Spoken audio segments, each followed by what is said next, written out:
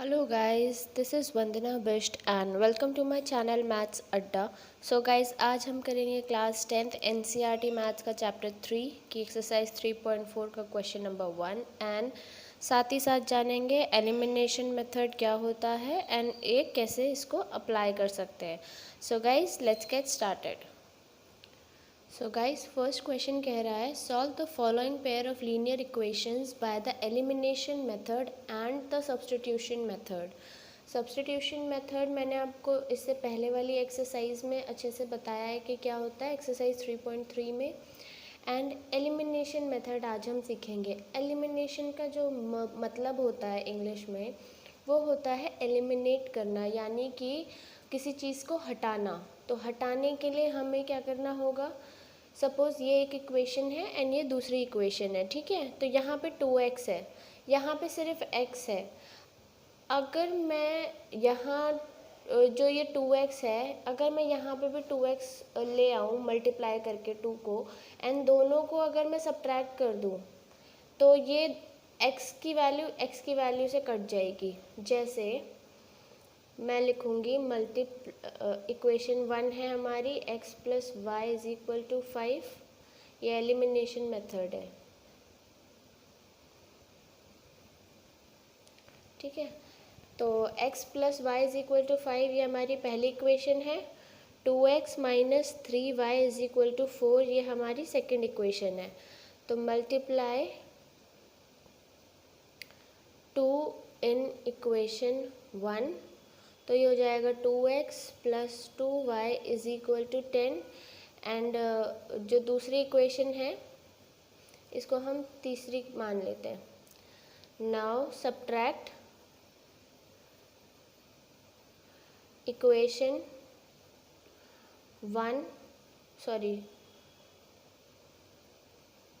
2 and 3. तो ये हो जाएगा 2x minus 3y is equal to 4. और जो हमारी थर्ड इक्वेशन है वो है 2x plus 2y is equal to 10. तो जब हम इसे सब्ट्रैक्ट करेंगे तो साइन चेंज हो जाएंगे सबके. इससे ये कैंसिल, ये हो जाएगा माइनस 5y, ये हो जाएगा माइनस 6. y की वैल्यू आ जाएगी हमारी 6/5. अब हम क्या करेंगे, इस वैल्यू को पुट कर देंगे किसी भी एक इक्वेशन में. हमारे पास 3 इक्वेशंस है, किसी भी एक में y की वैल्यू पुट करके हमें x की वैल्यू पता चल जाएगी. तो putting value of y in equation 1. तो ये इक्वेशन 1 है x प्लस y की जगह 6/5 इज इक्वल टू 5. तो x is equal to 5 minus 6/5 is equal to 25 minus 6/5 is equal to 19/5.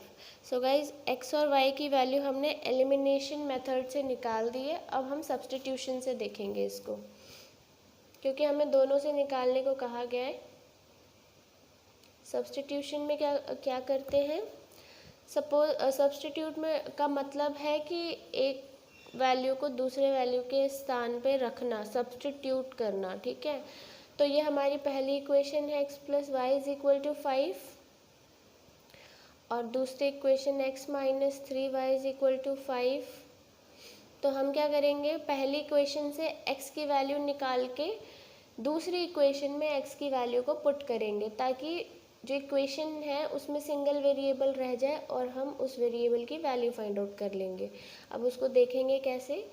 From equation 1 value of x is equal to 5 minus y, ठीक है. तो ये x की वैल्यू आ गई 5 minus y. Putting the value of x in equation 2. तो ये हो जाएगा twice of 5 minus y minus 3y is equal to 4. ये हो जाएगा 10 minus 2y minus 3y is equal to 4. 10 minus 5y is equal to 4 minus 5y is equal to minus 6, y is equal to 6/5. तो guys 6/5 इसकी भी है और 6/5 substitution से भी सेम आ रही है, यानी वैल्यू सही निकाली है हमने। अब putting the value of y in equation 1, तो इक्वेशन 1 है x प्लस वाई की जगह 6/5 इज इक्वल टू 5, एंड ये कुछ इस तरीके से सेम है, तो x की वैल्यू हम लिख देंगे 19/5। सो गाइज अब नेक्स्ट पार्ट देखते हैं। सो गाइज सेकेंड पार्ट कुछ इस तरीके से है। अब आप देख सकते हैं कि अगर मैं इस इक्वेशन को 2 से मल्टीप्लाई कर दूँ तो ये 4y प्लस का है, 4y माइनस का है, तो ये अपने आप कट जाएंगे। लास्ट टाइम हमने x इक्वल किया था, इस बार मैं आपको y इक्वल करके दिखाती हूँ।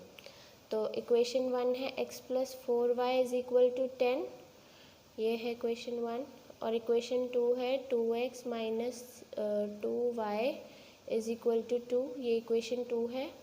अब मैं मल्टीप्लाई करूँगी, multiply 2 by equation from equation 2, तो ये हो जाएगा 4x minus 4y is equal to 4, ये हम थर्ड इक्वेशन मान लेते हैं। अब लिखेंगे subtract equation 1 and 3, sorry subtract नहीं, ऐड करेंगे क्योंकि ऑलरेडी हमारे जो साइंस हैं वो सेम है। तो ये हो जाएगा 3x plus 4y is equal to 10, और जो हमारी थर्ड इक्वेशन हमने बनाई है मल्टीप्लाई करके वो कुछ इस तरीके से है। अब दिख रहा होगा आपको कि ये साफ साफ कट रहा है, ये हो जाएगा 4 6 7x is equal to 14, x is equal to 2। अब पुट करेंगे x की value, putting value of x in equation 1, तो ये हो जाएगा 3 into 2 plus 4y is equal to 10, ये हो जाएगा हमारा 6 plus 4y is equal to 10, 4y is equal to 4 and y is equal to 1। अब सब्सटीट्यूशन देखते हैं। इक्वेशन 1 है हमारी 3x plus 4y is equal to 10, ये हमारी फर्स्ट है, एंड सेकंड है 2x minus 2y is equal to 2। तो गाइज इसमें सबसे पहले तो सेकंड इक्वेशन मेरे को थोड़ी इजी लग रही है सॉल्व करने में, तो सेकंड इक्वेशन से x की वैल्यू निकाल लेंगे। From equation 2 value of x is, 2 common है तो 2 हट जाएगा, तो x minus y is equal to 1, x is equal to 1 plus y. तो अब पुट करेंगे value of x, putting value of x in equation 1, ठीक है। तो अब x की वैल्यू है हमारी 1 प्लस वाई, तो ये हो जाएगा 3 into 1 plus y plus 4y is equal to 10, ये हो जाएगा 3 plus 3y plus 4y is equal to 10, 3 plus 7y is equal to 10, 7y is equal to 7, y is equal to 1। So guys यहाँ पे भी हमारा y 1 आ रहा था and यहाँ पे भी 1 आ रहा है, यानी हमने सही सॉल्व किया है। Now putting the value of y in equation 1, तो ये हो जाएगा 3x plus 4y is equal to 10, तो ये हो जाएगा 3x is equal to 6, x is equal to 2।